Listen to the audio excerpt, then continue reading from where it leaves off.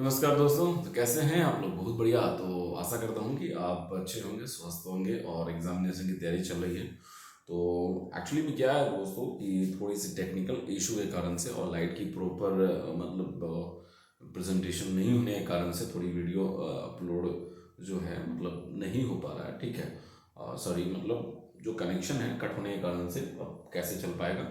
तो दोस्तों चलो कोई बात नहीं है, फिर भी हम कोशिश कर रहे हैं, प्रयास कर रहे हैं। ठीक है, ताकि जो भी टेक्निकल एरर है वो उसको फिनिश करके आपके पास में जो वीडियो का कंटेंट है वो आपके पास दिया जाए, जिससे आप बेहिचक आप इसका फ़ायदा उठा सके और एग्जामिनेशन की तैयारी आपकी अच्छी हो पाए, मैं आशा करूँगा।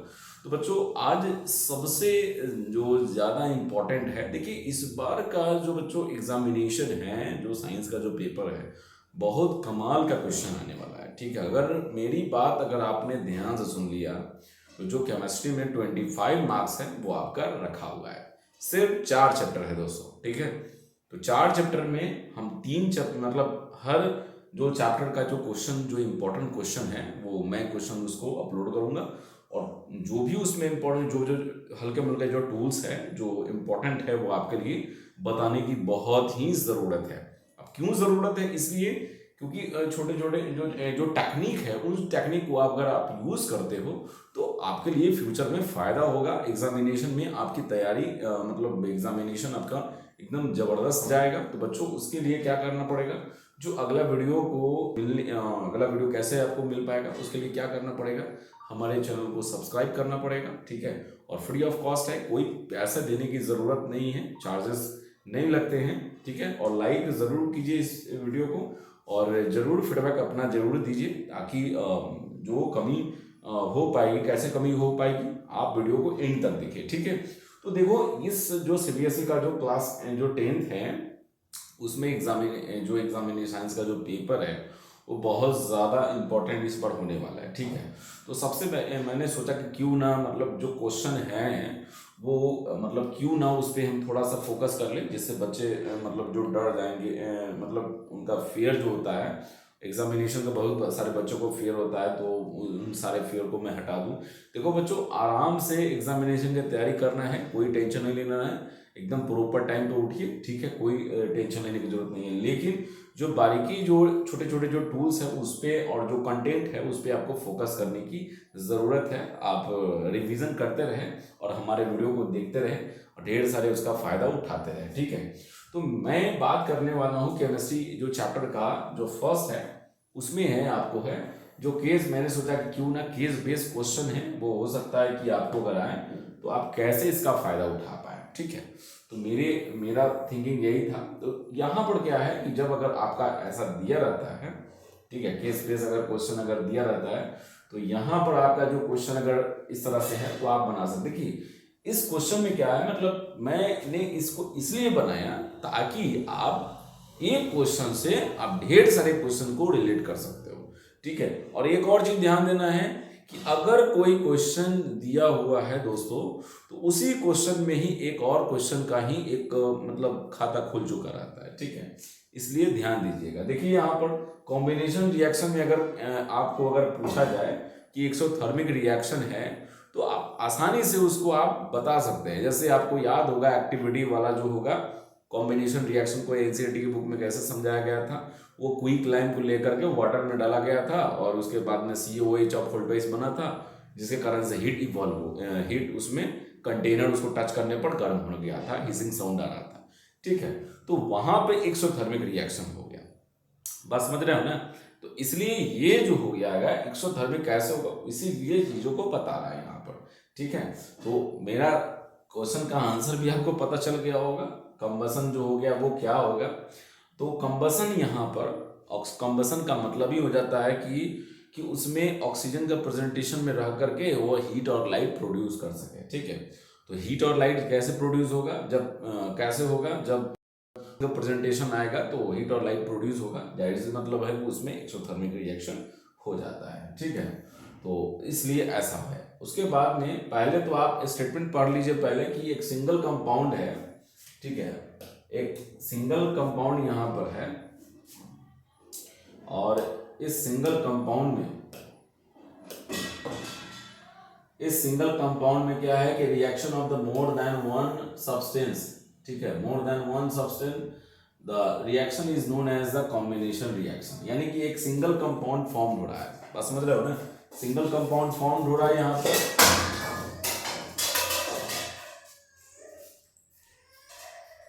और यहाँ पर जो सिंगल कंपाउंड जो फॉर्म हो रहा है यहाँ पर, ठीक है। तो इस क्या है कि in few reaction large amount of heat is evolve which makes the reaction mixture warm, ठीक है। तो इस तरह से मिक्सचर क्या हो जा रहा है यहाँ पे, वार्म हो जा रहा है। यानी कि यहाँ पर जो बताया वो एक्सोथर्मिक रिएक्शन भी हो सकता है।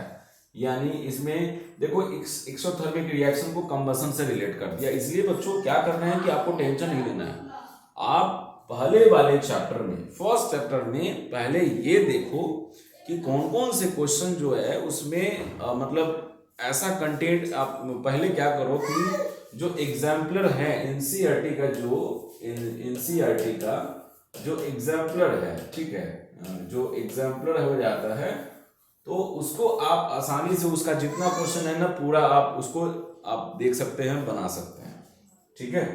तो मेरा कहना यहाँ पर है ये भी चीज़ है। और दूसरा बात ये चीज़ है, आपको आप मतलब एग्जामिनेशन में कोई साइड बुक को यूज़ करने की ज़रूरत नहीं है बच्चों, ठीक है। तो ध्यान से समझना है, अगर अच्छे मार्क्स लाना है तो मेरी बातों को अनुसरण कीजिए, झटाक से आपको नंबर मिलेगा। और बच्चों अगर क्वेश्चन नहीं आपको मिल पाए तो मैं अपना चैनल ही डिलीट कर दूंगा, ठीक है, इस बात को ध्यान रखिएगा। क्वेश्चन इस बार जो है बहुत ईजी है, और थोड़ा सा कॉम्प्लिकेटेड होता है तो कॉम्प्लिकेटेड रहेगा, क्योंकि जो चैप्टर है वो उतना ज़्यादा हार्ड नहीं है इस बार, ठीक है, बस थोड़ा सा कॉम्प्लिकेटेड रहता है, उस पर आपको फोकस करना होगा। इसलिए एक्सोथर्मिक समझ में आ गया यहाँ पर। अब यहाँ पर देख लो, अब कैसे चीज़ को यहाँ समझना है। देखिए दूसरा नंबर क्वेश्चन में क्या है कि यहाँ पर कि सॉलिड पोटेशियम क्लोराइड को जब वाटर में ऐड किया जाता है तो टेम्परेचर क्या हो गया मिक्सचर का, डिक्रीज कर दिया। टेम्परेचर क्या हो गया, डिक्रीज कर दिया। यानी उसमें पोटेशियम क्लोराइड को जैसे ही उसमें डाला गया तो क्या हुआ, उसने वाटर मतलब टेम्परेचर को एब्जॉर्ब कर लिया। एब्जॉर्ब करने का मतलब है कि उसमें उसके प्रेजेंटेशन में ही जितना वो टेम्परेचर था वो एब्जॉर्ब कर लिया, यानी कि एंडोथर्मिक रिएक्शन वहां पर हो गया, ठीक है। इसलिए इस बात को, इस ऑब्जर्वेशन से क्या कंक्लूजन निकालते हो, तो इसी कंक्लूजन के बारे में ये बताना चाह रहा है, ठीक है। तो इसलिए ऐसा है। अरे यार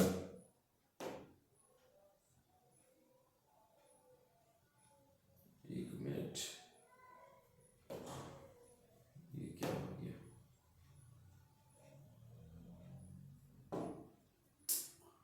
एक फॉल्ट हो गया, एक थोड़ा रुकना चाहेंगे,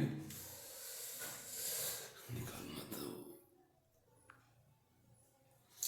चलिए देखते हैं आगे क्वेश्चन, थोड़ा सा कीड़े की कारण से ऐसा हो गया। चलो अगला क्वेश्चन है हमारा, है यहाँ पर है कि ऐसा है कि देखो बात पहले से ही यहाँ पर हो जा रहा है यहाँ पर, तो कोई उतना मतलब जो क्वेश्चन में है उतना ज़्यादा टेंशन नहीं लेना है, क्योंकि एंडोथर्मिक है तो इसमें और सब मैटर कहाँ से आ जा रहा है, इसलिए आपको ध्यान देना। अगर एक्सोथर्मिक का क्वेश्चन है ऐसे भी सॉरी एंडोथर्मिक का है, पता चल गया है। अब आगे देख लीजिए, इसमें से कॉम्बिनेशन रिएक्शन कौन है, तो पहले ही वो बोला है क्या है कि एक चीज देखो, इसमें से जितना है ना सबका सब रिएक्शन सही है, ठीक है, जितना रिएक्शन है वो सब सही है, लेकिन इस रिएक्शन से कुछ और आपको सीखने की जरूरत है, ठीक है। तो आपको क्या करना है कि क्वेश्चन बनाना है, ठीक है, आंसर भी निकालना है, लेकिन क्या है ना कि जो जो क्वेश्चन उसमें जो किसी और चीजों को रिलेट कर रहा है ना, उस साथ साथ उस क्वेश्चन को भी देखते चले जाओ कि उसमें क्या दे रखा हुआ है। इससे क्या होता है ना कि आपको एक तीर से जो डबल निशाना ट्रिपल निशाना है, सारा निशाना आपको एक झटके में लग जाएगा। इसलिए ऐसे ही क्वेश्चन को सॉल्व करना है, ठीक है। तो पहले आपको क्या करना है कि पूरा का पूरा चैप्टर को बढ़िया से एकदम रिवीजन करते हुए और क्वेश्चन को, इसलिए तो मैंने आपको बताया कि ताकि आपको इजी हो जाएगा रिवीजन करने में, ठीक है। तो इसलिए देख लीजिए इसमें से कॉम्बिनेशन रिएक्शन कौन है, तो जाहिर सी बात है MgOH ऑफ वोल्ट वाइज हो गया, सॉलिड बने, यहाँ पर एक्वा सोल्यूशन बनाया यहाँ पर, तो ये जो है एक सिंगल कंपाउंड बना रहा है, ठीक है। और उसके बाद में एक Al2O3 हो गया, ये भी एक कॉम्बिनेशन रिएक्शन है क्योंकि सिंगल कंपाउंड बन रहा है यहाँ पर। अब क्वेश्चन नंबर 4 में देख लीजिए एक्सोथर्मिक कौन है इसमें से, तो इसमें से कौन एक्सोथर्मिक हो गया, देख लीजिए। तो यहाँ है कि reaction of water with quicklime, ये आपका है। डाइल्यूशन ऑफ एन एसिड ये आपका हो गया। तो फर्स्ट और सेकंड हो जाता है, यानी ऑप्शन जो हो जाएगा यहाँ पर, ऑप्शन कौन सा हो जाएगा, ऑप्शन हो जाएगा ए हो जाएगा, क्योंकि वाटर यानी कि क्विक लाइन का मतलब हो गया कि CaO प्लस हो गया यहाँ पर। अभी जो झट से मैंने अभी कॉम्बिनेशन रिएक्शन का एक एग्जांपल दिया था एक्टिविटी वाला, ये हो गया। तो यहाँ से क्या है ना कि एक हीट इवॉल्व करता है यहाँ से, है ना, तो हीट निकलता है इसलिए, और डाइल्यूशन ऑफ एन एसिड हो गया। तो कोई भी एसिड को वाटर में रखने पर वो डाइल्यूट होता है लेकिन उसमें हीट निकलता है, ठीक है, इस चीज को ध्यान देना है, इसलिए फर्स्ट और सेकंड आपका हो जाता है। बात समझ में आया? चलिए अब अगला देखिए, इसमें जो केस बेस्ड क्वेश्चन सेकंड है हमारा, उसमें क्या है कि इसमें आपका क्या है, एक और चीज समझ लीजिएगा, इस साथ साथ जो है ना इस बार का सबसे इंपॉर्टेंट क्वेश्चन दोस्तों आपको ऑक्सीडेशन और रिडक्शन में रखा हुआ है दोस्तों, इसलिए घबराना नहीं है, बढ़िया से उस पर एकदम तगड़ा एकदम विस्फोटक बना लीजिए और मतलब रिवीजन तगड़ा कर लीजिए, और मैं रिवीजन आपको करवा ही रहा हूँ साथ साथ। तो वीडियो को जरूर आप एंड तक देखें, तभी जाकर के आपको पूरी की पूरी नॉलेज आपको पता चल पाएगा, ठीक है, नॉलेजेस के बारे में आपको मतलब गेन हो पाएगा आपको, ठीक है। जरा देखते हैं सेकंड यहाँ पर है, तो if a substance gain oxygen और लॉस हाइड्रोजन, ठीक है, तो गेन्स किया और लॉसेस किया रहेगा, सॉरी यहाँ पे थोड़ा सा एक मिस्टेक है, एक हाइड्रोजन यहाँ लिखना चाहिए था, तो लॉस,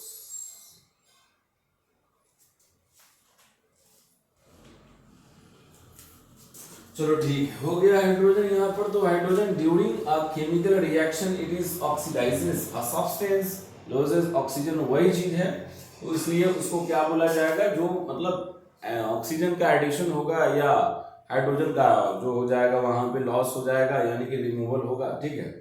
तो या इस तरह से जस्ट वाइस वर्सा होगा, उसका जस्ट अपोजिट में हो जाएगा तो रिडक्शन हो जाएगा, उसको पूर्वला ऑक्सीडेशन हो जाएगा, तो यानी कि वो रिड्यूस हो जाता है, ऑक्सीडाइज हो जाता है। तो ये आपको डेली एवरीडे लाइफ में ऐसा होता है। तो इसमें वाले में किस किस वाले में ऐसा हो रहा है जरा देख लो। CuO कॉपर ऑक्साइड है, ठीक है, तो इस कॉपर ऑक्साइड में यहाँ पर आपको क्या है कि जैसे ही हाइड्रोजन गैस पास करेगा, ठीक है, हाइड्रोजन गैस पास करेगा तो यहाँ पर ये क्या हो गया, देख रहे हो ना, ये आपका रिड्यूस हो गया, ये आपका रिड्यूस हो गया, यानी रिडक्शन प्रोसेस हो गया यहाँ पर, ठीक है। तो इसमें पूछ रहा है कि रिड्यूस कौन हुआ, identify the substance that is oxidize and the substance that is reduce. तो जब ये रिड्यूस जब ये हुआ है तो रिड्यूस जब ये हुआ तो कौन ऑक्सीडाइज हो गया, यहाँ पर हाइड्रोजन ऑक्सीडाइज हो गया, ठीक है। तो ये इस तरह से आपको समझ में आ जाएगा, दोनों में से आप किसी को भी पकड़ोगे तो भी पकड़ में आ जाएगा कौन क्या होगा, ठीक है। तो इस चीज को समझने की जरूरत है। अब मालूम चल गया होगा कि पहले ऑक्सीडाइज कह रहा है, तो ऑक्सीडाइज कौन हो गया यहाँ पर, इसमें H2, और उसके बाद रिडक्शन कौन, रिड्यूस कौन किया, CuO हो गया, ठीक है। तो रिड्यूस करके आपको Cu बन गया। तो जस्ट अगर थोड़ा सा भी अगर ध्यान नहीं दोगे तो क्या होगा ना कि आप आंसर को ही जस्ट रिवर्स मतलब आप रीड कर लो, ठीक है। तो चलिए अगला क्वेश्चन यहाँ पर है, उसके बाद में है Br2 हो गया और I माइनस हो गया, तो इसमें क्या हो गया 2Br हो गया यहाँ पर। तो इसमें क्या हुआ यहाँ पर देख लीजिए कि इसमें इलेक्ट्रॉन क्या हुआ यहाँ पर, वो गेन किया वो, ठीक है। तो इलेक्ट्रॉन यहाँ पर ये नॉन मेटल्स हो गया, मतलब वहां पे इलेक्ट्रॉन का जो है, ठीक है, तो इलेक्ट्रॉन का बढ़ना यहाँ पे लॉस जो होता है, और इलेक्ट्रॉन का मतलब समझते हैं ना, जो लॉस ऑफ इलेक्ट्रॉन हो जाएगा तो उस केस में क्या हो जाएगा वहां पर, वो ऑक्सीडेशन हो जाएगा। तो लॉस यहाँ पर करता है, यहाँ पर है ना, ये आपको क्या किया, इसने लॉस किया यहाँ पर तो हुआ ये जो है यहाँ पर, इस बात को समझना है, ये लॉस करके यहाँ से इसको मिला, ठीक है, लॉस करके यहाँ पर देख रहे हो ना, इलेक्ट्रॉन यहाँ से क्या कर लिया, यहाँ से वो वहां से क्या कर दिया, रिलीज कर दिया वहां से, ठीक है। तो जब रिलीज जो सॉरी माफ कीजिएगा, यहाँ पर एक चीज बोलना है, यहाँ पर ये I माइनस है और ये I2 हो गया, तो यहाँ पे इलेक्ट्रॉन क्या किया, समझ रहे हो ना, इलेक्ट्रॉन गेन करके रखा था, जैसे ही वहां से हटा यानी लॉस ऑफ इलेक्ट्रॉन हो गया, आयोडीन का हो गया। तो जब लॉस ऑफ इलेक्ट्रॉन हो जाएगा तो इसका हो जाएगा एडिक्शन हो जाएगा यहाँ पर, है ना, एडिशन ऑफ सॉरी ऑक्सीडेशन हो जाएगा, ठीक है, बोलना था ऑक्सीडेशन, निकल रहा है आपको एडिशन, तो ये हो जाता है आपका ऑक्सीडेशन हो जाता है, ठीक है।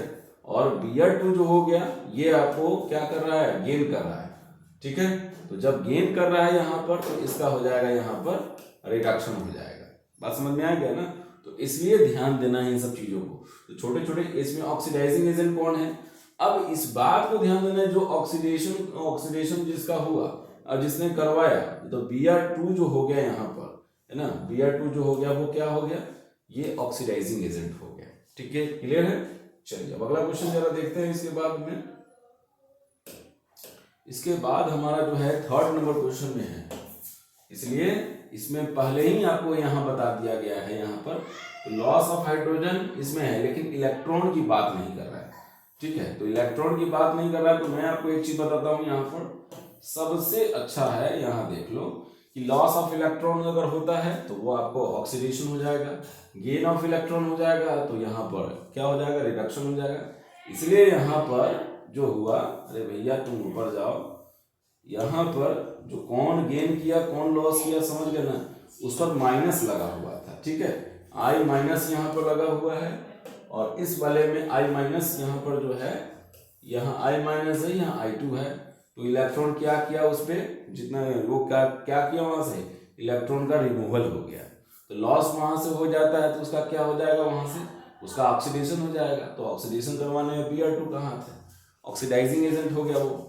चलो अब अगला क्वेश्चन है, फिर से है कि identify the reducing agent and oxidizing agent in the reaction 1 and 2, ठीक है। तो दो रिएक्शन यहाँ पर दे रखा हुआ है, फर्स्ट नंबर है और सेकेंड नंबर यहाँ पर है।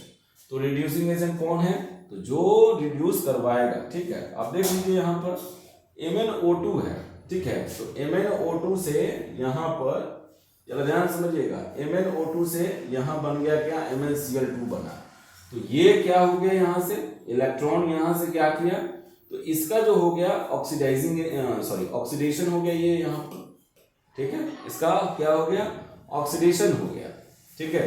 तो ये यहाँ से ऑक्सीडाइज करके, तो फिर इसको ऑक्सीडाइज करवाने में किसका काम है, इसका ये HCl का, ठीक है।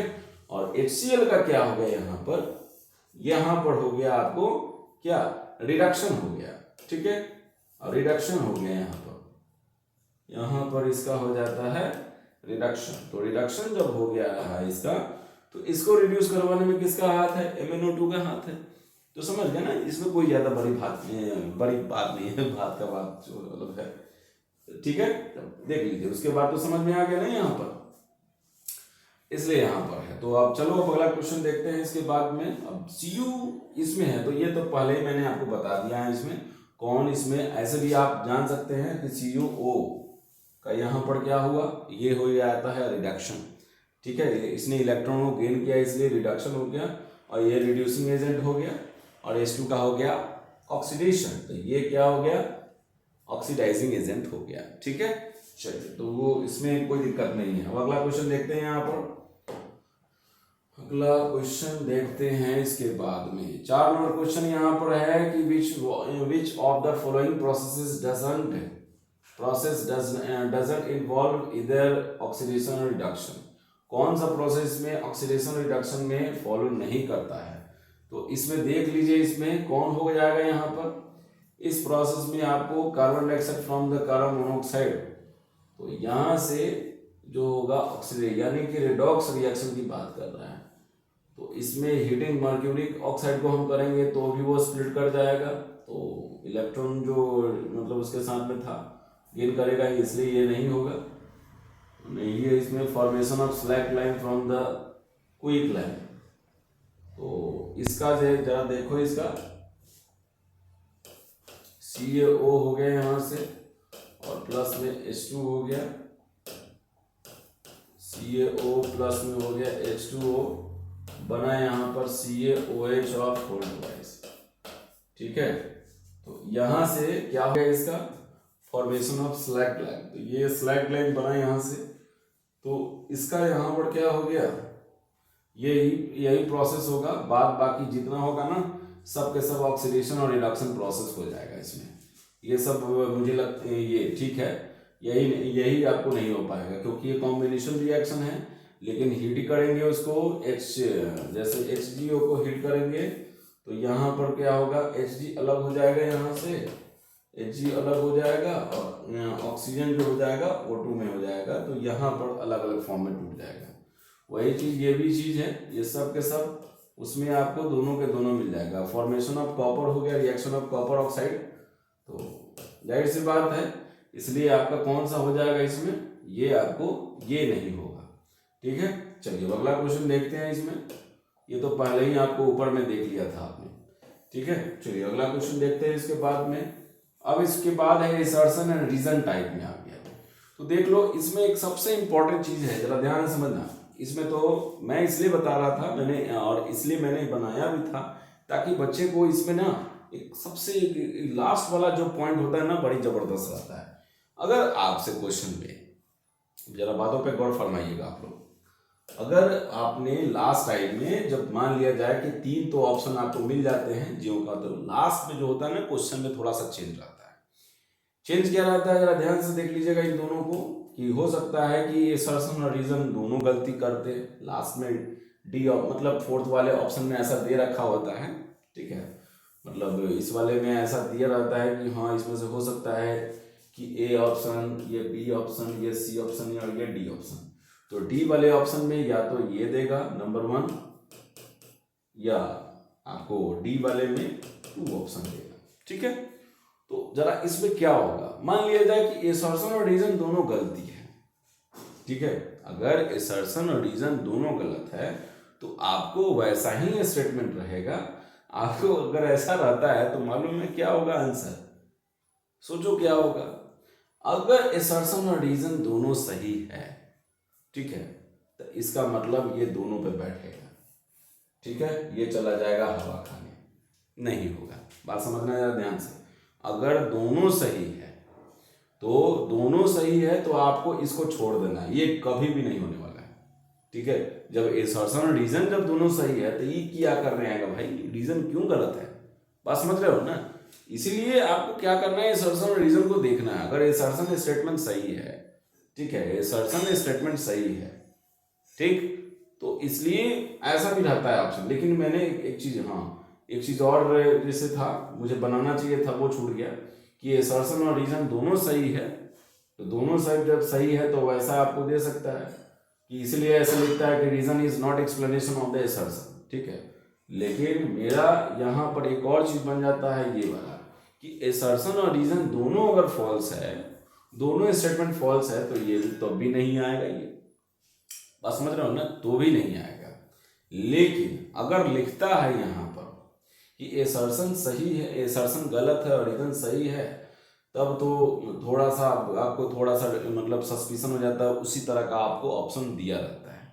ठीक है, तो इस केस में मतलब कहीं ना कहीं 2 ऑप्शन पे रह जाता है। अगर मान लीजिए कि दोनों फॉल्स है तो स्टेटमेंट जाएगा इस दोनों पर, सी वाला यहाँ पर, थर्ड वाला जो सी का ऑप्शन जो ये वाला जो है ना, इसका कोई फायदा नहीं है, कोई देने से कोई फायदा नहीं है।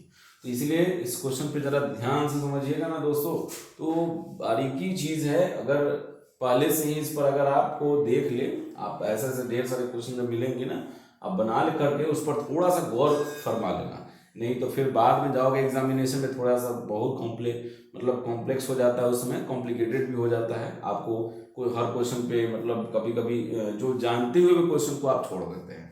ठीक है, इसलिए मैं नहीं चाहता कि आपसे इतनी बड़ी गलती हो जाए और आपको इस क्वेश्चन को छोड़ दे, जो जानते भी हैं उसको भी आप छोड़ देते हैं। ठीक है, तो ऐसा मैं नहीं चाहूंगा आपसे कि आप ऐसा कर दे। ठीक है, तो अगला देखते हैं क्वेश्चन में यहाँ पर। तो इसमें जैसे यहाँ देख लो क्या है कि एक जिंक रॉड को यहाँ पर, ठीक है, जब जिंक रॉड को यहाँ जब एक कॉपर सल्फेट के सॉल्यूशन में रखा जाता है, तो जिंक रॉड जो होता है ना वो मतलब डिजोल्व हो जाता है पार्शली, और सरफेस पे क्या है ना कि it surface is coated with the copper metal.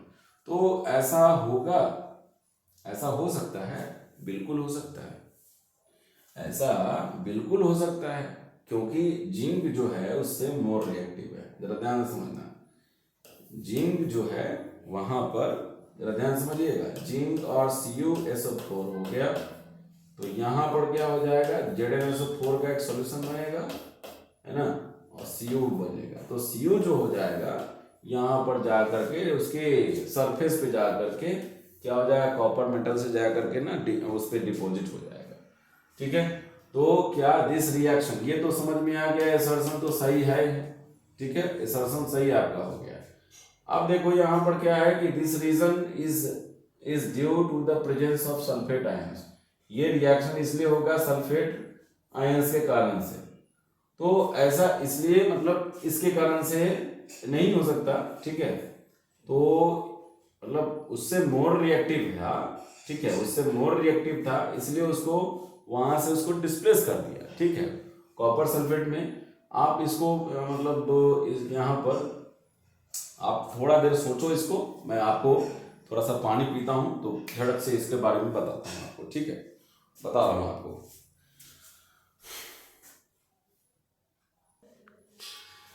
चलिए, आप लोगों ने सोच लिया ना, तो मैं आपको बता रहा था यहाँ पर, चलिए, तो बता रहा था, समझ गए ना। तो यहाँ पर क्या हो गया कि इस तरह से मतलब जब जिंक इससे मोर रिएक्टिव है, यहाँ पर हो गया, लेकिन this reaction is due to the presence of sulphate ions. नहीं, ऐसा नहीं है। देखिए, इसमें जो मेन का यहाँ पर है, जिंक इससे मोर रिएक्टिव है, इसके कारण से हो रहा है। तो समझ में आ गया यहाँ पर रीजन क्या हो गया, वो क्या है, स्टेटमेंट है वो गलत है, समझ गया। तो अब देखिए यहाँ पर,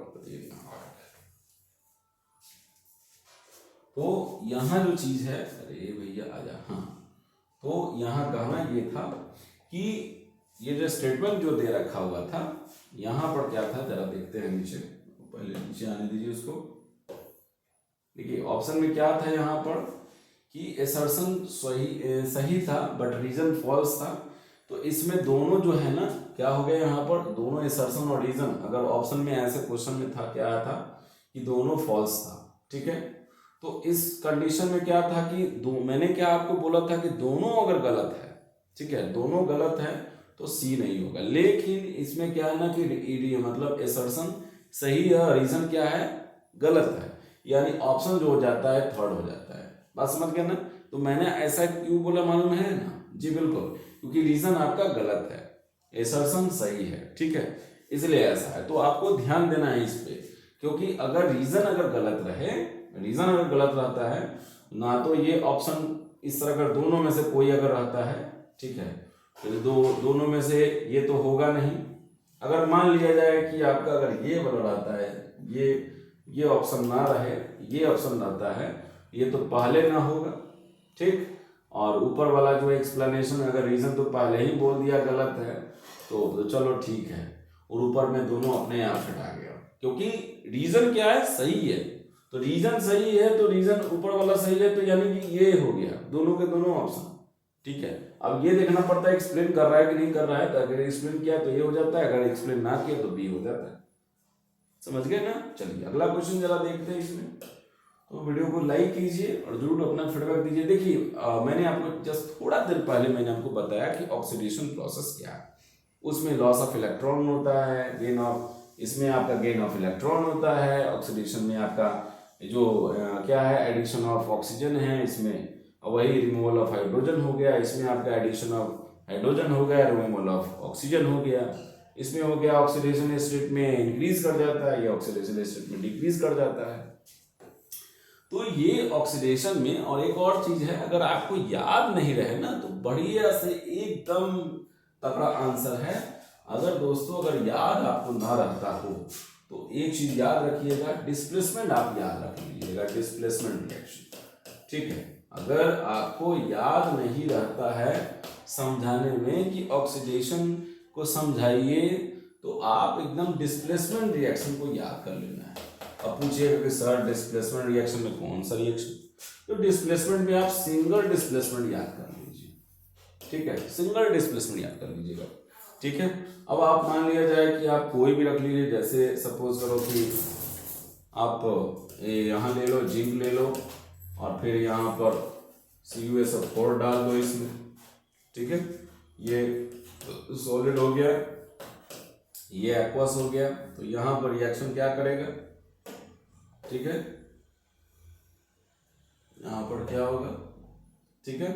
तो यहाँ पे बना लेगा आपको Zn-SO4 बनेगा, ठीक है, और प्लस में हो जाता है यहाँ पर Cu हो जाएगा। तो इसमें क्या हो जाएगा, इसमें थोड़ा सा ध्यान ये देना है कि जिंक का यहाँ पर देख रहे हो ना क्या हो गया, इसका ये यहाँ पर ऑक्सीडाइज कर गया है ना, ये आपका ये जो हो गया ऑक्सीडेशन हो गया, ऑक्सीडेशन हो गया, और CuSO4 का यहाँ पर जो हो गया ये क्या हो गया, यहाँ से ये रिडक्शन हो गया। देखो अब यहाँ पर जब ये ऑक्सीडाइज कर गया है, ये वाला ऑक्सीडाइज करके Zn-SO4 बना है, तो इसको क्या बोला जाएगा यहाँ पर, ऑक्सीडाइजिंग एजेंट, ठीक है, ये ऑक्सीडाइजिंग एजेंट हो जाता है। अब इसमें वाले में जो हो जाएगा, ठीक है, और यहाँ से ये इसको रिड्यूस करवाया है, तो ये क्या हो जाता है, रिड्यूसिंग एजेंट हो जाएगा, रिड्यूसिंग एजेंट। तो अगर आपसे 2 से 3 नंबर में क्वेश्चन पूछे तो इस भाई साहब सिंगल डिस्प्लेसमेंट रिएक्शन को आप याद कर लीजिएगा, ध्यान रखिएगा। डिस्प्लेसमेंट रिएक्शन भी हो गया, ये भी हो गया। तो बच्चों मैंने आपसे पहले भी कहा था, ठीक है, मैंने पहले भी बोला था कि आपको क्या करना है, एक टॉपिक को, कंटेंट को पढ़ो और उससे 2 और टॉपिक को उससे रिलेट कर दो। इससे क्या होगा कि आपको ढेर सारी चीजें, मतलब उसको बर्डन जो होता है ना वो घट जाएगा, आपका बहुत घट जाएगा, और आपको एकदम इजी वे में वीडियो के थ्रू आपको वो नॉलेज मिल जाए। क्योंकि वर्क करने से ही उसका मतलब हम क्या कर सकते हैं, उसको हम काम करते करते ना उसको हम छोटे से हिस्से में उसको हम समझ सकते हैं, ठीक है। तो ऐसा होता है, जैसे मान लिया जाए कि अगर आप 1 टाइम किसी रास्ते से गुजरे, अगर 2 बार 3 बार उसी रास्ते से गुजर रहा है ना, तो आपका जो पहले जो फर्स्ट टाइम में जो साइकिल से या कोई व्हीकल से आप गए थे धीरे धीरे ट्रैवल करते हुए, लेकिन 2 बार 3 बार 4 बार के बाद ना आपकी जो आप मोड ऑफ ट्रांसपोर्ट आपने अपनाया है, वो वहाँ पे ट्रांसपोर्टेशन जो होता है ना थोड़ा फास्ट काम करने लगता है, क्योंकि आपने देख लिया है जगह, आपने समझ लिया है उस जगह को, तो आप इजी वे में आप जा सकते हैं। तो वही चीज हो गया, आपको रिलेट करने की बहुत जरूरत है, उस पर काम करने की जरूरत है। जितना ज्यादा वर्क होते जाएगा उतना ज्यादा आप एडेप्टेड हो जाइएगा, हैबिचुअल हो जाइएगा, जिसके कारण से आप अपने इन्वायरमेंट को एडजस्ट करके उसको हैबिचुअल बना सकते हैं, ठीक है। तो मेरा यहाँ पे कोशिश यही है, ठीक है। अब देखिए एक्सोथर्मिक रिएक्शन को मैंने आपको बता दिया, तो इस एक्सोथर्मिक रिएक्शन को आप इजी से समझा सकते हैं, एंडोथर्मिक रिएक्शन को समझा सकते हैं, इसमें कोई बड़ी बात नहीं है। आप एंडोथर्मिक रिएक्शन को आप फोटोसिंथेसिस के रिएक्शन को लेकर समझा सकते हैं, ठीक है। एंडोथर्मिक के रिएक्शन को आप जो फोटोसिंथेसिस है वो भी आप समझा सकते हैं, वो भी है एंडोथर्मिक रिएक्शन है, ठीक है। ये हो गया। अगर आप एक्सोथर्मिक रिएक्शन को समझाना था तो आप रेस्पिरेशन समझा सकते हैं, कोई बड़ी बात थोड़ी है सर, इसमें रेस्पिरेशन को समझा सकते हैं, है ना। तो अब देखिए अब बायो का चीज है, रेस्पिरेशन भी हो गया, एक्सोथर्मिक भी हो गया। फोटोसिंथेसिस को समझना था आपको, ऑटोट्रॉपिक न्यूट्रिशन में जब हमें फोटोसिंथेसिस का रिएक्शन है तो एंडोथर्मिक रिएक्शन ये भी याद हो गया। एक दिन से डबल लिसन अटैच किया हूँ, ठीक है। तो इसलिए ध्यान देना यहाँ पर, क्योंकि उसके प्रेजेंटेशन में क्या होता है ना, ये प्रोसेस होता है, ठीक है, लाइट के प्रेजेंटेशन में। चलिए अगला यहाँ पर देख लीजिए, यहाँ पर देखिए डिस्प्लेसमेंट रिएक्शन है। तो डिस्प्लेसमेंट रिएक्शन में एक सबसे मेन जो इम्पोर्टेंट रोल है उसका बहुत जरूरत है, किसका है, यहाँ पर रिएक्टिविटी सीरीज है ना, यहाँ पर इसकी जरूरत है, यहाँ पर रिएक्टिविटी की सीरीज की जरूरत है। तो बच्चों अगर आपने याद ना किया होगा ना, तो आज मैं याद करवा देता हूँ, जरा ध्यान से समझना। यहाँ पर हो जाएगा के ना बा का, है ना, के ना बा का, मांगल जन फे नी सन पब हाइड्रोजन कुमार, है ना, एजी एयू पीटी, ये हो गया। ध्यान रख लेना है, के ना बा का मांगल, के ना बा का मांगल जन फे नीसन प्रबंधर में, है ना, जन फे नीसन प्रबंधर में, ठीक है। हाइड्रोजन कुमार को Ag मिलेगा, Av मिलेगा, Pt मिलेगा। ठीक है, बस बढ़िया से याद कर लीजिए। जो जो मोर रिएक्टिव है, जैसे मान लिया जाए कि आपको इसमें से रखा हुआ है दोस्तों क्वेश्चन, आप इस बात को ध्यान से रख लीजिए। अब इस डिस्प्लेसमेंट रिएक्शन को यानी रिएक्टिविटी सीरीज को अगर याद हो जाता है तो मेटल एंड नॉन मेटल का जो केस है, ठीक है, वो भी इसमें आपका रिलेट हो जाएगा, इसलिए ध्यान रखना है। ठीक है, अगर आपने इसको रख लिया तो समझिए कि 10 नंबर के आसपास ना कहीं से भी क्वेश्चन पूछा जाएगा तो आपका इसमें आसानी से पकड़ा जाएगा, इसलिए ध्यान दीजिएगा इसमें। ठीक है, अब रही बात डबल डिस्प्लेसमेंट की बात। डबल डिस्प्लेसमेंट में आपका प्रेसिपिटेशन दोनों का दोनों एक दूसरे से लेना देना है, इसलिए ऐसा तीर मारिए कि दोनों के दोनों पकड़ा जाए। ठीक है, तो इसमें मुझे नहीं लगता है कि कोई इसमें डाउट होगा। इसमें इसमें बहुत सारा चीज़ रिएक्शन है, जैसे मान लिया जाए कि बेरियम क्लोराइड है इसमें और अल्युमिनियम सल्फेट हो गया। ठीक है, तो इसमें आप जब रिएक्शन इसको करवाते हैं तो BaSO4 बनता है, यहाँ पर व्हाइट प्रेसिपिटेट करके बन जाता है नीचे, है ना, और बनता है यहाँ पर क्या AlCl3 बच जाता है यहाँ पर। तो इसलिए ध्यान देने की जरूरत है, डबल डिस्प्लेसमेंट हो गया, प्रेसिपिटेशन भी हो गया। ठीक है, अब रही बात न्यूट्रलाइजेशन का रिएक्शन का हो जाता है, तो एक दूसरे को न्यूट्रलाइज करने के लिए देख लीजिए। न्यूट्रलाइजेशन रिएक्शन में क्या है कि आपको इसमें एसिड और बेस का कैरेक्टर का, है ना, यानी कि आपका देखिए फिर से एसिड और बेस का दोनों का यहाँ पर रिएक्शन हो गया, दोनों को रिएक्शन करवा दीजिए, न्यूट्रलाइजेशन रिएक्शन हो जाता है। तो इसमें क्या होगा ना, कंटेंट को क्या करना है कि आपको रिलेट करना है बच्चों, और जैसे ही रिलेट करने आ जाता है तो आपका कंटेंट छोटा हो जाता है, क्योंकि एक चीज़ों से आप बहुत सारे चीज़ों को आप देख पाते हैं। इसलिए मुझे नहीं लगता है कि इस चैप्टर में इस फर्स्ट चैप्टर में मैंने आपको जो बताया, अगर आप इस पे पूरी बातों को अमल कर लेंगे तो इस चैप्टर से जितने भी क्वेश्चन आने वाले हैं, और जहाँ तक मैंने आपको जो बताया मुझे लगता है कि आप समझ गए होंगे, और मुझे लगता है कि इसमें आप अच्छे से आप महारत हासिल कर लीजिएगा। ठीक है, वीडियो कैसा लगा ज़रूर फीडबैक दीजिए, क्योंकि बच्चे देख तो लेते हैं, फीडबैक नहीं देते हैं और सब्सक्राइब नहीं करते हैं, क्योंकि ये हमारे लिए बहुत दुखी की बात है, क्योंकि आपका साथ देना ज़रूरत है।